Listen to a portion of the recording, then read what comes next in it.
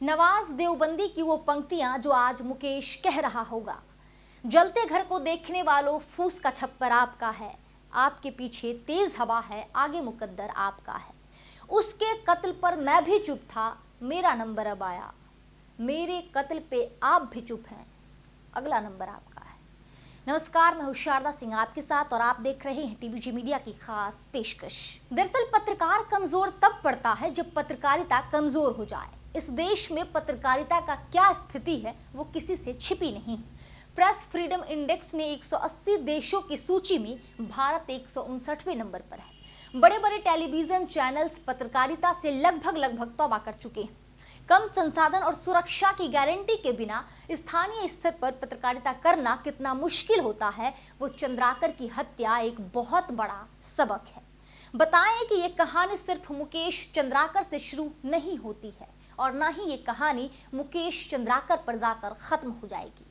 मुकेश चंद्राकर भ्रष्टाचारियों के हाथों मरने वाले ना तो पहले पत्रकार थे और ना ये आखिरी होंगे। बहरहाल, दिल्ली के प्रेस क्लब ऑफ इंडिया में मारे गए कई पत्रकारों की याद में रवीश कुमार ने कहा, मुकेश की हत्या सिर्फ एक पत्रकार की हत्या नहीं है, बल्कि उससे छत्तीसगढ़ और दूसरे राज्यों में ऐसे चल रहे न जाने कितने घोटालों पर पर्दा डाल दिया गया है।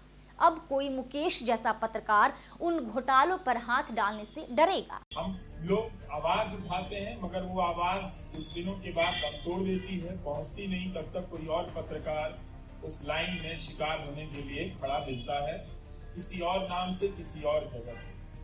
प्रशासन उन पर तरह तरह की बंदिशें लगाता है, तरह तरह के मुकदमे करता है और ये आए दिन की घटना हो गई।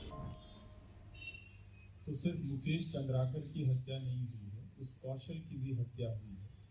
और यहाँ एक तस्वीर है जहाँ वो पत्रकारों की सुरक्षा से के जुड़े सवाल को लेकर आंदोलन में सबसे आगे चल रहा है। बैनर के भी आगे मुट्ठी ताने चल रहा है। तो पत्रकारिता के लिए लड़ने वाले एक नौजवान पत्रकार की भी हत्या कर दी गई। ये देखना सुखद रहा कि छत्तीसगढ़ के सभी पत्रकार मुकेश चंद्राकर को काफी निकटता से जानते हैं, उसके काम के बारे में, काम को लेकर उससे परिचित हैं। मेरे ही फेसबुक पर कई सारे पत्रकारों ने मुकेश की पुरानी रिपोर्ट को साझा किया, जिससे पता चल रहा था कि उसका काम उस राज्य में कम से कम नोटिस में है। दिल्ली के पत्रकारों से उसका रिश्ता जरूर रहा होगा, लेकिन उसकी पत्रकारिता पर किसी ने सवाल नहीं उठाया। शायद ये वजह थी कि उस ठेकेदार को ये बात चुभ गई होगी उसकी खबर को लेकर कि किस स्तर के पत्रकार ने उसकी जो ठेकेदारी को लेकर जो सवाल उठाए थे किया है। और उसकी हत्या सिर्फ एक पत्रकार की हत्या नहीं है, बल्कि छत्तीसगढ़ में और दूसरे राज्यों में ऐसे चल रहे न जाने कितने ही घोटालों पर पर्दा डाल दिया गया। कोई मुकेश जैसा उत्साही पत्रकार अब उन घोटालों पर हाथ डालने से डरेगा, सोचेगा या उसे कोई हतोत्साहित करेगा कि मत करो, तो बहुतों ने राहत की भी सांस ली होगी। क्योंकि हुआ ये है कि जो संस्थानिक मीडिया है उसने इस तरह की खबरों पर हाथ लगाना बंद कर दिया।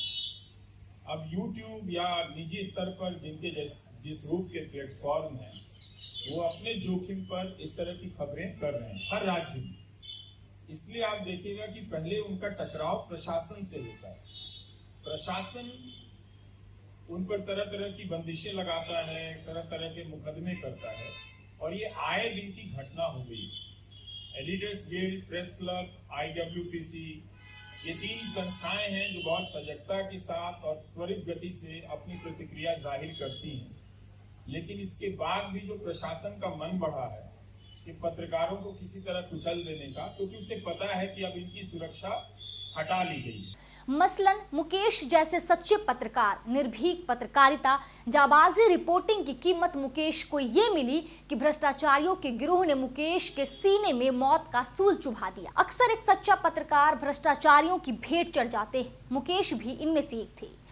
दरअसल 120 करोड़ की सड़क बनाने में करोड़ों का घोटाला हुआ था। मुकेश उसी सड़क की रिपोर्टिंग कर रहे थे, लेकिन सड़क बनाने वाले ठेकेदार को ये बात नागवार गुजरी। फिर क्या था, ठेकेदार ने पहले किडनैप करवाया, मन भर जितना मुकेश के शरीर पर जख्म दे सकता था दिया, उससे भी मन नहीं भरा तो मार के सेप्टिक टैंक में चुनवा दिया। फिलहाल आरोपी गिरफ्तार है। हो सकता है पत्रकार मुकेश चंद्राकर को न्याय भी मिल जाए, लेकिन एक सवाल बार बार जहन को कुरेदती है कि आखिर ऐसा कब तक चलेगा?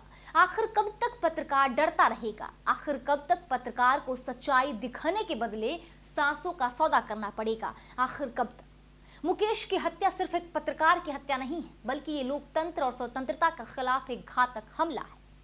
फिलहाल इस वीडियो में इतना ही। आप अपनी राय कमेंट सेक्शन में हमें जरूर बताएं। इस वीडियो को लाइक करें और ऐसे ही महत्वपूर्ण खबरों के लिए हमारे चैनल टीवीजी मीडिया को सब्सक्राइब करें। आज के लिए बस इतना ही। मिलते हैं अगले एपिसोड में, तब तक के लिए नमस्कार।